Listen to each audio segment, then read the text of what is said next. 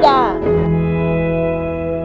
Una semana más, muy contentos y juntos de poder encontrarnos para recibir el mensaje de parte de Dios que hoy lleva como título este mensaje: entrada libre. Entrada libre. Y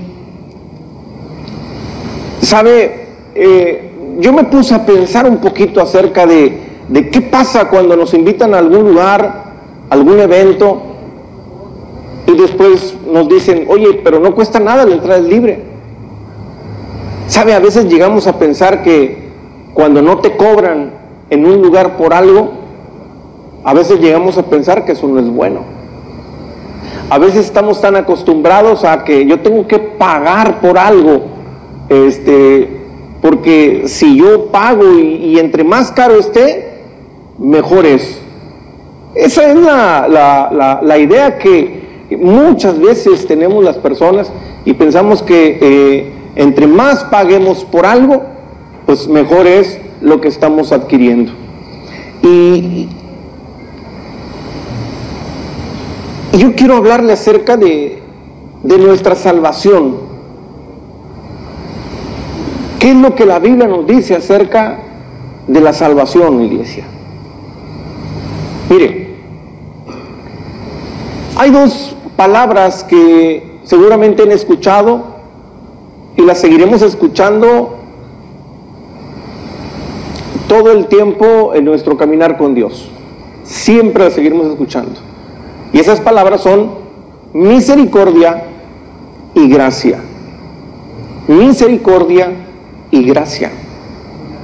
Y a veces no logramos identificar cuándo utilizar la palabra misericordia y cuándo la palabra gracia. O qué quiere decir una cosa y qué quiere decir la otra. Y bueno, si usted se va y busca en algún diccionario la palabra misericordia se refiere a tener compasión por alguien. Pero en la Biblia usted y yo podemos darnos cuenta que sí, Dios tuvo compasión por nosotros. Y sabe, hablando en temas de salvación, Él tuvo misericordia. Y escuche bien, por misericordia fue que Dios envió a su Hijo para que en una cruz Él muriera por el perdón de nuestros pecados. Él murió y resucitó para que tu pecado y el mío fuese quitado.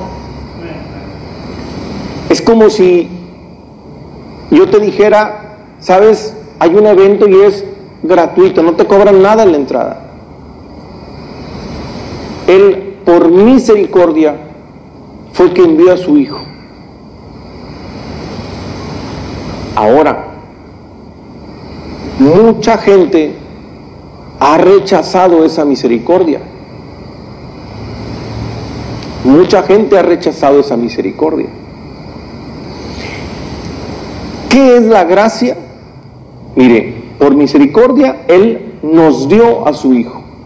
Por misericordia Él nos dio la salvación a través de Jesús. Y por la gracia, fíjese muy bien, por la gracia yo recibo esa salvación. Parece ser lo mismo, pero ahorita se va a dar cuenta que no. Así que sígame detenidamente. Él por misericordia da. Y usted por gracia no tiene que pagar nada. Por gracia usted la recibe. Creo que sí me estoy explicando. Él por misericordia da. Y por la gracia nosotros no tenemos que hacer nada para recibirla. Mire, Efesios capítulo 2, versículo 4, por favor. Efesios capítulo 2, versículo 4.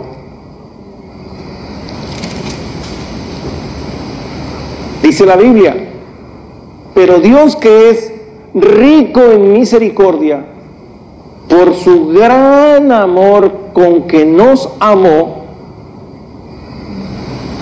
aun estando nosotros muertos en pecado, nos dio vida juntamente con Cristo. Y fíjese lo que dice ahí, por gracia, ¿qué? Por gracia. Entonces misericordia y gracia van de la mano. El detalle es que hay personas que dicen, no, pero es que, ¿cómo que así nada más? Hay algo que seguramente tengo que hacer. Y a veces nos cuesta trabajo creer que Cristo vino y solo por la fe somos salvos, porque pensamos que hay algo que tenemos que hacer. Entonces,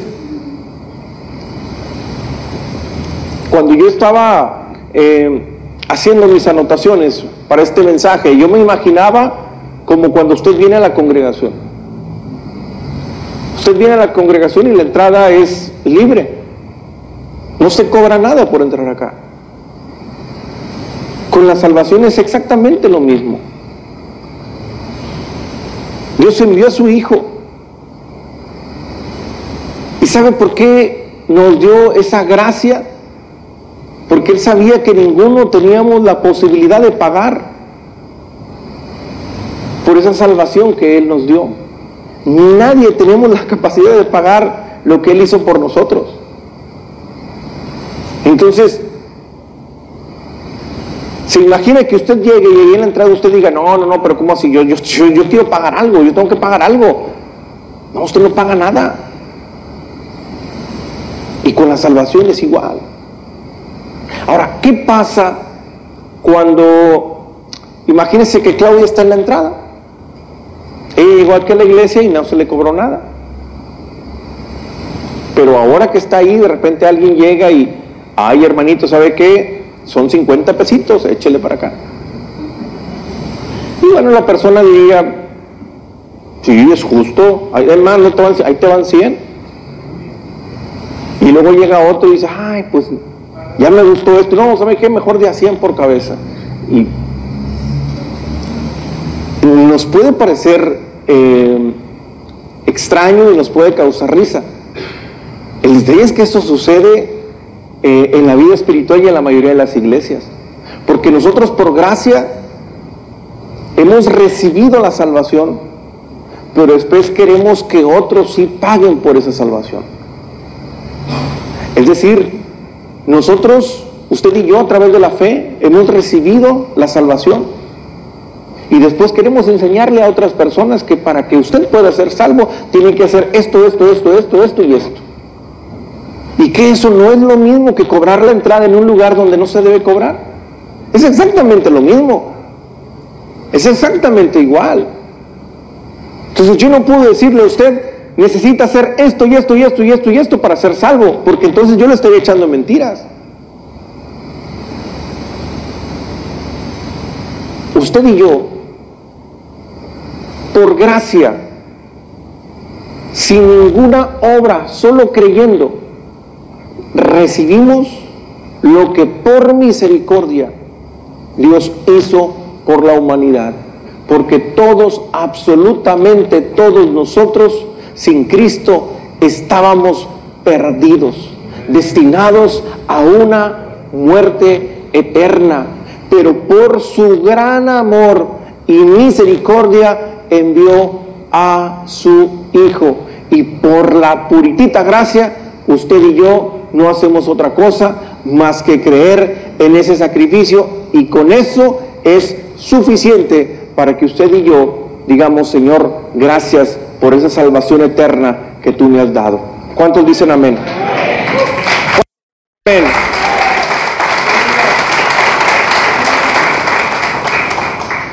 Entonces, esto es importante que nosotros lo entendamos.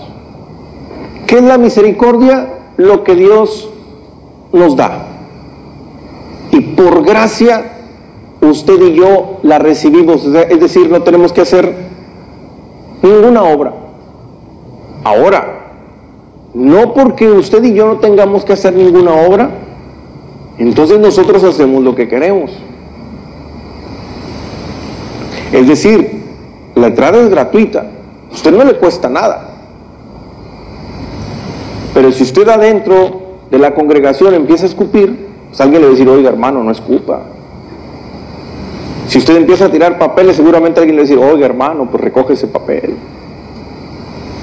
Si usted empieza a desacomodar las sillas, alguien le va a decir, oiga, no desacomode esas sillas. ¿Por qué? Porque hay que tener orden. La entrada es gratuita, la salvación es igual. Pero cuando ya hemos ganado esa salvación, usted y yo tenemos que cuidarla. Ahora, yo particularmente, porque hay un gran debate entre muchos pastores, teólogos, no creo que pastores, no estoy hablando de pastores que van iniciando, no, pastores muy reconocidos, y pastores muy reconocidos entre ellos mismos, porque pues hay diversas posiciones, diferentes versículos, ¿verdad?, donde unos dicen que la salvación se pierde, otros dicen que la salvación no se pierde. Yo particularmente creo que la salvación no se pierde, porque la Biblia es muy clara cuando dice que el sacrificio fue hecho una sola vez y para siempre y es perpetuo. Ahora, cuando usted le da un juguete a su hijo, usted le dice, cuídalo, porque si ese juguete se te rompe, ya no vas a tener con qué jugar. Usted ve a su hijo batallando ahí, bueno, eso yo sé que ahorita ya no sucede así, pero imagínese años atrás, imagínese, no sé, 40 años atrás. Usted veía a su hijo ahí batallando, haciendo sumas y restas y para la tarea, y usted le decía, ¿sabes qué? Te voy a comprar una calculadora para que ya no batalles tanto. Pero cuida la calculadora, porque si no cuidas esa calculadora, vas a tener que seguir haciendo tus sumas y tus restas con el lápiz.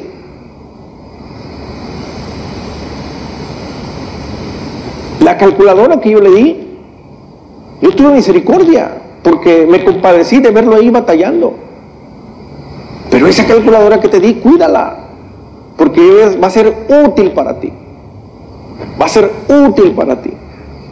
Entonces, ¿de qué manera, iglesia, usted y yo tenemos que cuidar, darle ese buen uso? ¿De qué manera yo le voy a dar ese buen uso? Mire, ya le di el contexto. Yo le digo que particularmente no creo que alguien pierda su salvación cuando realmente la ha ganado.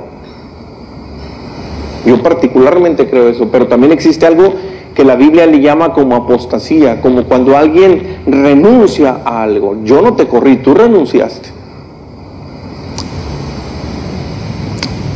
Mire, si una persona siendo salva peca, ¿automáticamente pierde su salvación? Yo creo que no. Y se lo voy a demostrar.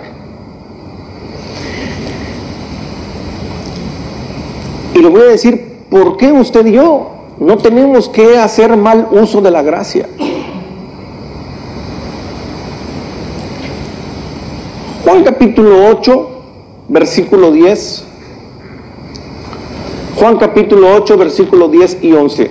El contexto de esta historia usted lo conoce.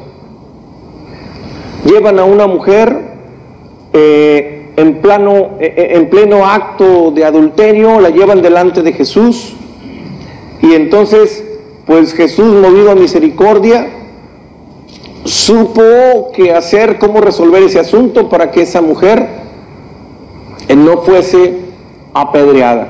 Y es la única historia donde usted y yo podemos ver cómo alguien recibe de esa manera la salvación de parte de Jesús.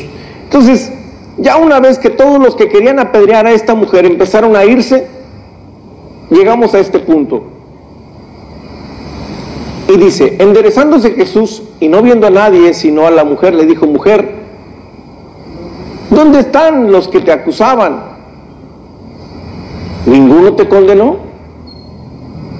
Y ella dijo, ninguno, Señor. Entonces Jesús le dijo, pues ni yo te condeno. Ahí le está justificando. Y miren la instrucción que Jesús le da a la mujer. Vete y no peques más. Gloria a Dios, ¿verdad? ¿Y qué creen? La mujer, como Jesús la perdonó, como ella recibió esa misericordia, porque ella merecía morir. Ella merecía morir según la ley. Pero Jesús la perdonó. Y Jesús le dice, mujer, vete y no peques más. Y la mujer, por el resto de su vida, siguió a Jesús, se portó bien y no se portó mal. No volvió a pecar. ¿Cuántos dicen amén? Amén. ¿Y por qué dicen amén?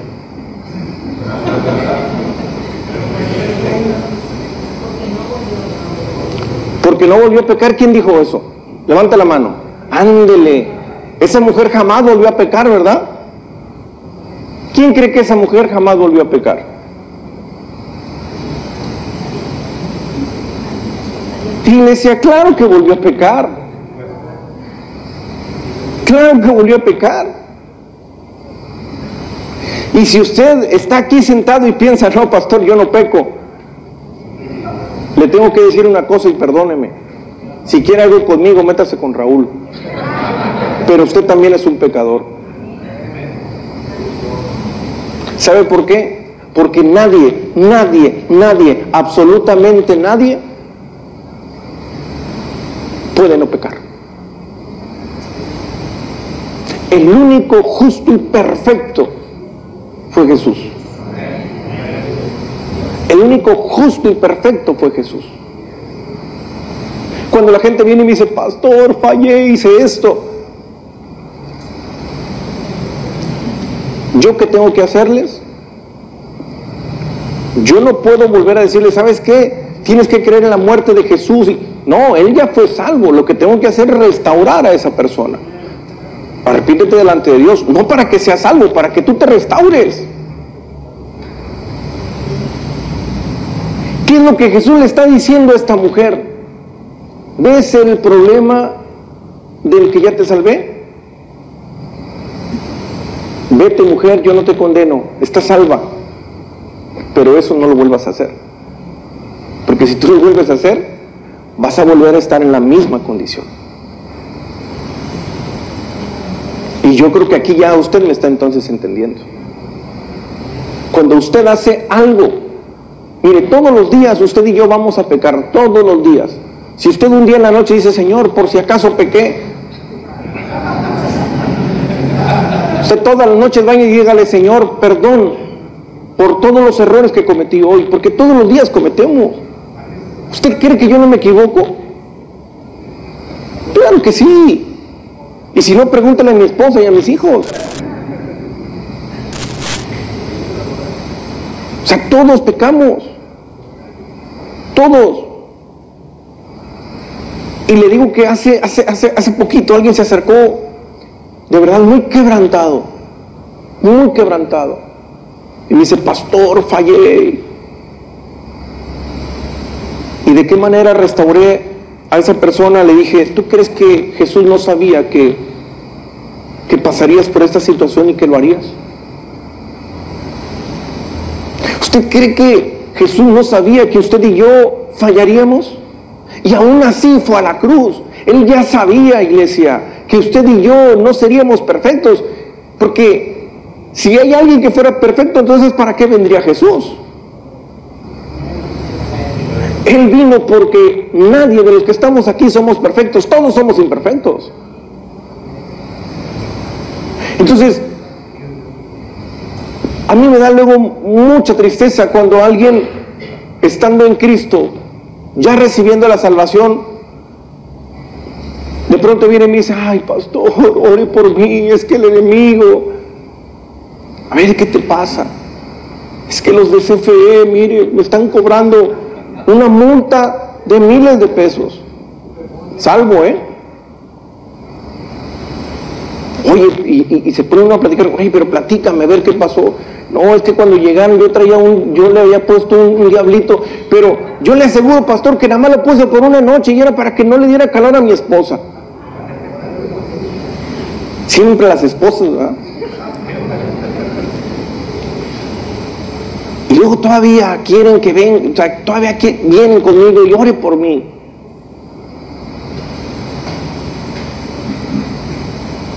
O sea, no pierde la salvación porque usted ponga un diablito. Pero si el de CFE lo va a ver, o sea, le va a cobrar una multa y usted la va a tener que pagar.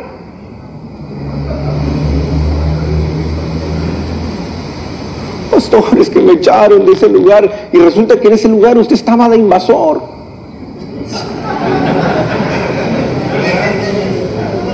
De veras, usted estaba invadiendo una casa que no es suya.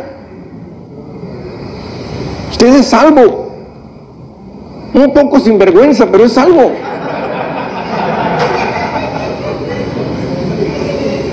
O sea, ahí tiene que venir Jesús a morir otra vez para que no te saquen de ese lugar. No, iglesia. Usted y yo tenemos que entender eso.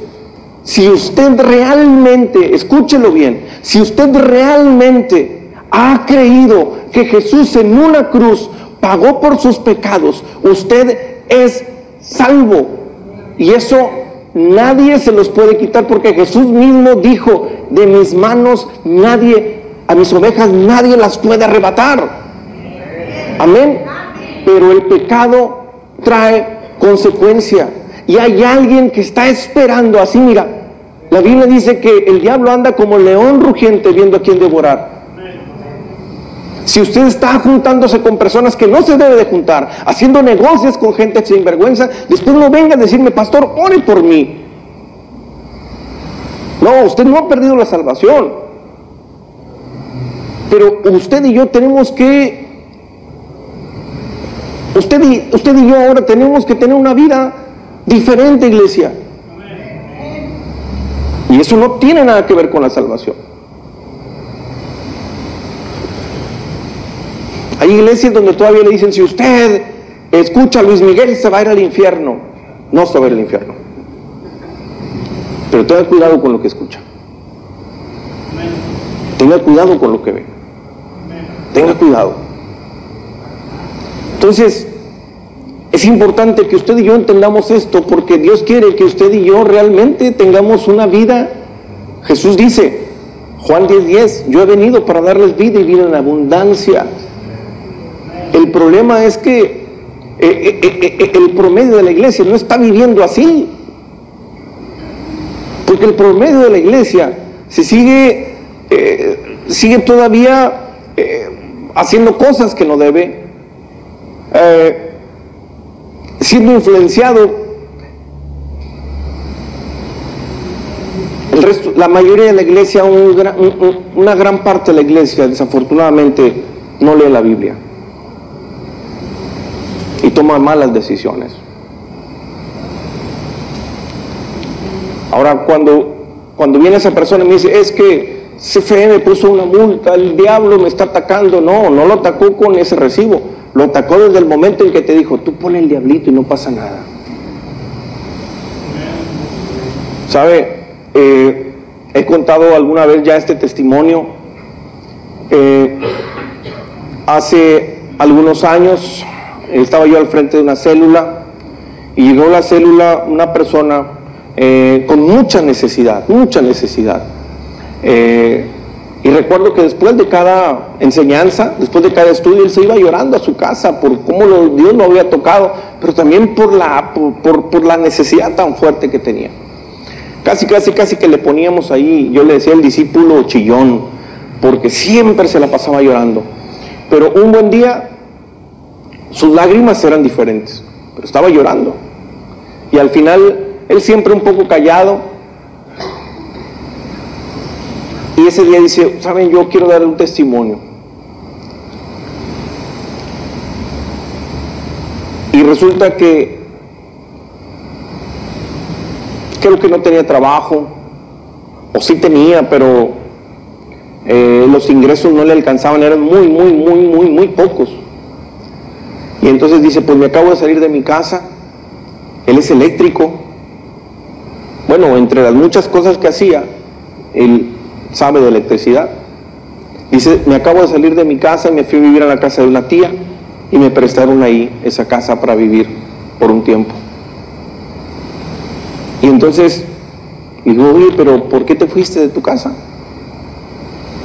Y se pone a llorar más y dice, bueno, es que yo llevaba 3 meses viviendo con un diablito que yo puse para tener energía eléctrica en mi casa, porque no he tenido para pagar los recibos. El detalle es que ahora que he leído la palabra, me doy cuenta que lo que estoy haciendo no está bien delante de Dios. He decidido quitar el diablito, pero en mi casa no se puede vivir sin luz porque hace mucho calor y le tuve que pedir a mi tía que me prestara para irme ahí con mi familia. Cuando yo escuché ese testimonio dije yo, wow, o sea, eso me impresionó tanto, iglesia, porque son pocas las personas que yo conozco que son capaces de sacrificar ciertas cosas por hacer lo correcto delante de Dios. Porque la mayoría, sabiendo que lo que está haciendo no está bien, ponen en primer lugar sus comodidades, ponen en primer lugar a su familia, ponen en primer lugar sus deseos antes de la palabra de Dios.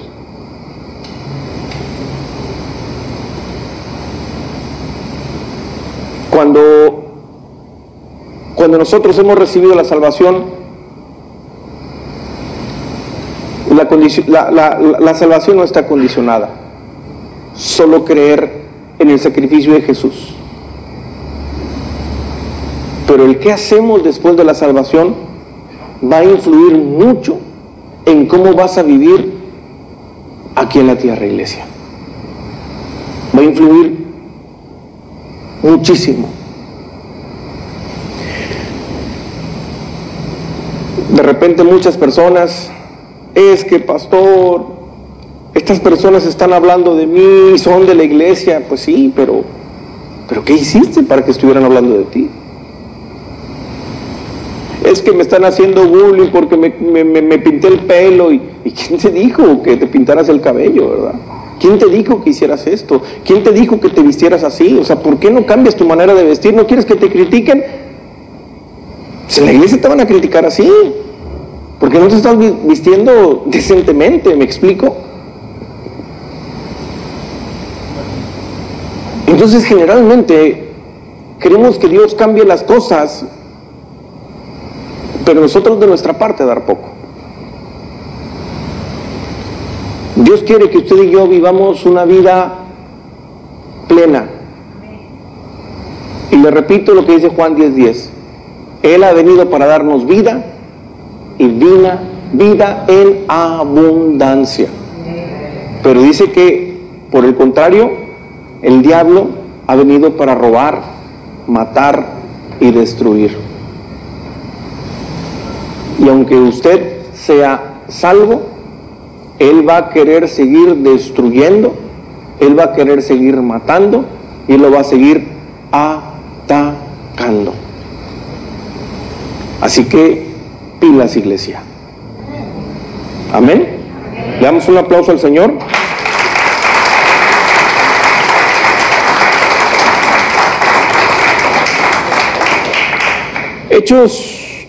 Hebreos capítulo 2, versículo 1, del 1 al 3. Hebreos capítulo 2, versículo 1. Dice la Biblia, por tanto, es necesario que con más diligencia atendamos a las cosas que hemos oído, no sea que nos deslicemos. Y mire, propiamente, regrésate al 1 por favor. Propiamente cuando habla de deslizarnos, no necesariamente se está refiriendo al tema de pecar, aunque sí, Pero ¿en qué aspecto se está refiriendo a no sea que nos deslicemos? Bueno, cuando se escribió el libro de los Hebreos, obviamente fue escrito para ellos, fue escrito para los hebreos. Pero en ese tiempo es importante entender que es dirigida a la primera iglesia, los judíos que habían creído y se habían convertido. Pero dentro de la iglesia había personas que querían judaizar. ¿Qué es judaizar? Le están diciendo a la iglesia, ¿sabes qué? Sí, está bien. Tú también eres salvo, vas a recibir el Espíritu Santo, pero no es nada más así. O sea, tienes que circuncidarte, no tienes que comer carne, no tienes que... Y empezaba a hablarle de rituales que se hacían en el Antiguo Testamento y que ya no tenían nada que ver. Entonces cuando les dice, es necesario que con más diligencia atendamos las cosas que hemos oído, les está hablando al evangelio que están recibiendo. Dice, no sea que nos deslicemos, es decir, no sea que vuelvan a hacer o a caer en lo que hacían antes, en la religiosidad. Entonces, ¿qué es lo que pasa? ¿Y qué es lo que Dios nos quiere hablar hoy, iglesia? Que es importante, es necesario, fíjense, dice, es necesario. Y si es necesario es porque es importante, es algo imperante. Es necesario que con diligencia atendamos las cosas que hemos oído, lo que hemos oído, lo que escuchamos aquí, lo que Dios nos habla a través de su palabra. ¿Para qué? No sea que nos deslicemos. De pronto hay personas que sin el conocimiento suficiente te empiezan a querer aconsejar, pero te empiezan a adoctrinar de una manera que no tiene nada que ver. Y no porque ellos lo hagan de mala voluntad, sino que pues un ciego no puede guiar a otro ciego. Y de pronto alguien dice, ay hermanito, es que ¿qué cree? No tengo trabajo. Porque no has ayunado, ponte a ayunar. ¿Y quién te dijo que el ayuno es para eso?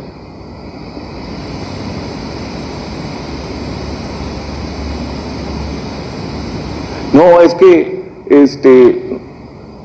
para que tú puedas recibir el Espíritu Santo, tú tienes que estar tanto tiempo en ayuno, tanto tiempo en oración, tanto tiempo haciendo esto, tanto tiempo haciendo lo otro, y tienes que ser perfecto delante de Dios. Y resulta que todo lo que le está diciendo, todo está mal.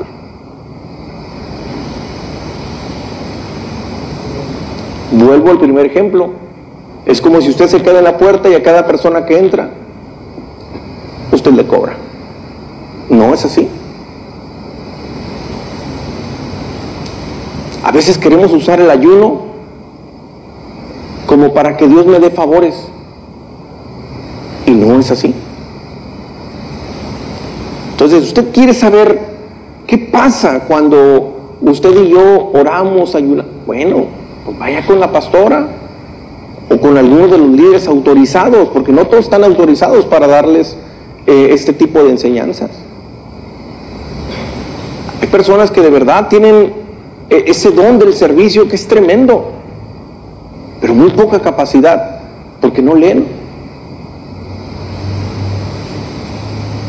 Les encanta servir, pero les hacemos una pregunta de la Biblia y no se la saben. Entonces tenga mucho cuidado a quien escucha. Le dice, es necesario que con diligencia atendamos las cosas que hemos oído. Estamos hablando, ahí les está hablando acerca de la salvación, de lo que yo también les estoy hablando desde un principio. La que sigue: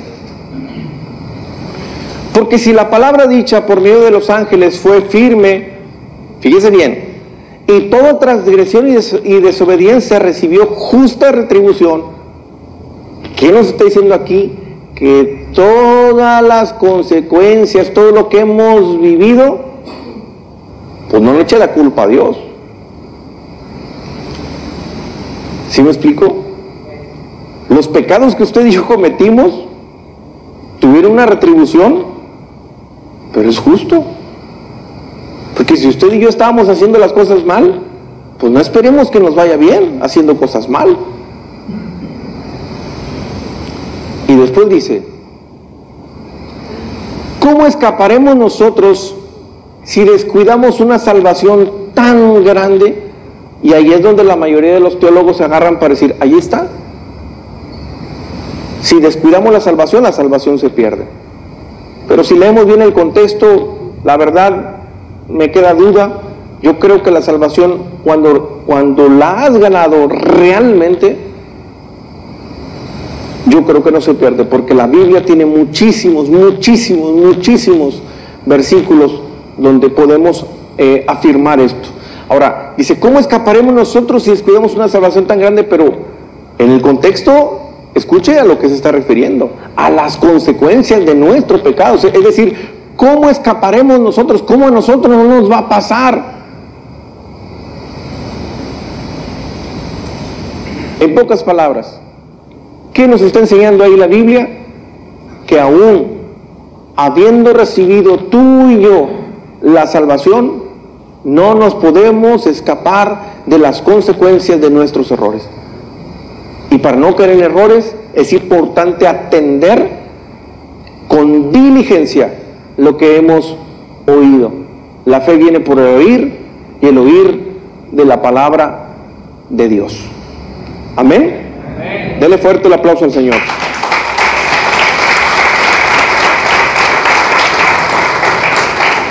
Entonces, iglesia, lejos de que este mensaje sea un mensaje duro, yo quiero que usted se vaya hoy contento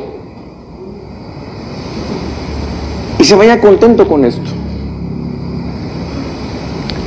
Usted y yo no merecíamos la salvación. ¿Sabe? En el Antiguo Testamento, la gente, para poder recibir el perdón de pecados, tenía que llevar el corderito. O sea, había obras que tenía que hacer. Y esas obras que ellos hacían cubrían solamente el pecado. Cristo no vino a cubrir, sino a quitar el pecado. Y fue un solo sacrificio, perfecto y eterno, para siempre. Y yo no sé si hay alguien en este lugar que en algún momento ha sentido que le ha fallado a Dios. Yo no sé si alguien ha dudado de su salvación porque dice, caray, yo realmente un día le abrí mi corazón a Jesús, pero le volví a fallar. Dios sabía que fallarías. Hoy solamente tienes que volver a Él. Y Él te quiere restaurar.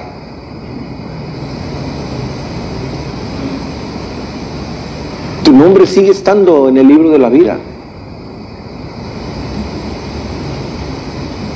Si tú no hiciste nada para ganarlo, ¿qué tendrías que hacer para perderlo?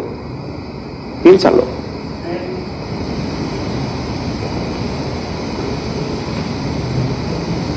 Y yo no sé cuántas personas hoy tienen que ser restauradas. Usted puede acercarse confiadamente al trono de la gracia, iglesia, porque Dios es rico en misericordia.